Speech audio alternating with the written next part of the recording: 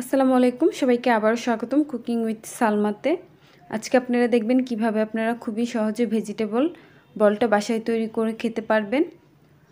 তাহলে চলুন দেখে নেওয়া যাক কীভাবে আমরা ভেজিটেবল বলটা বাসায় খুবই সহজে তৈরি করব।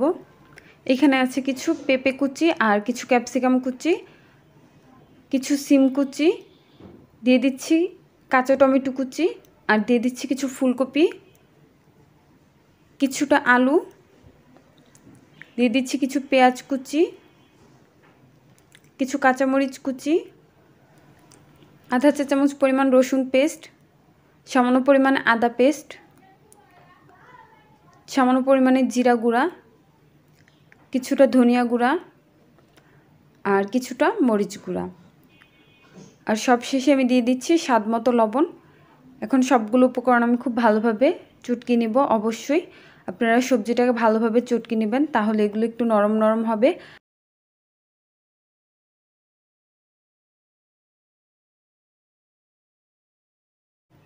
দেখুন ভালোভাবে চটকে নেওয়ার পর এটার মধ্যে থেকে কিছু পানি বের হয়েছে। তারপর আমি এর মধ্যে দিয়ে দিচ্ছি কিছুটা ময়দা, আপনারা চাইলে বেসনও অ্যাড করতে পারেন। এখন আমি ভালোভাবে মেখে নিব, তাহলে আমার আর আলাদা করে কোনো পানি ইউজ করতে হবে না। ভেজিটেবল থেকে যে পানিটা বের হয়েছে ওটা দিয়ে ভালোভাবে মেখে নিলেই হয়ে যাবে।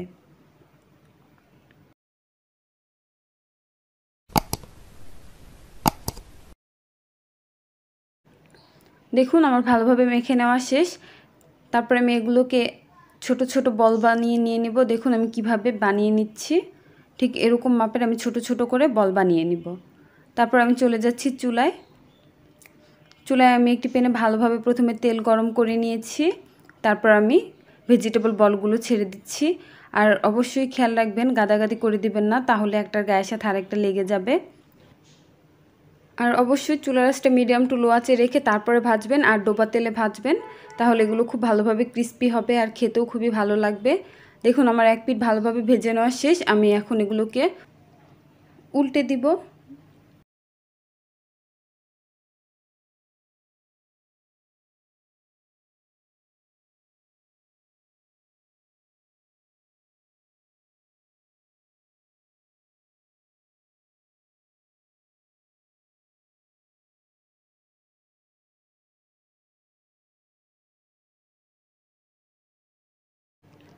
আমি এগুলোকে মিডিয়াম টু লো আঁচে উল্টে পাল্টে ভেজে নিয়েছি। দেখুন এগুলো খুব সুন্দর একটা কালার চলে এসেছে। এখন আমি এগুলোকে তেল ছেঁকে চুলার উপর থেকে তুলে নিব।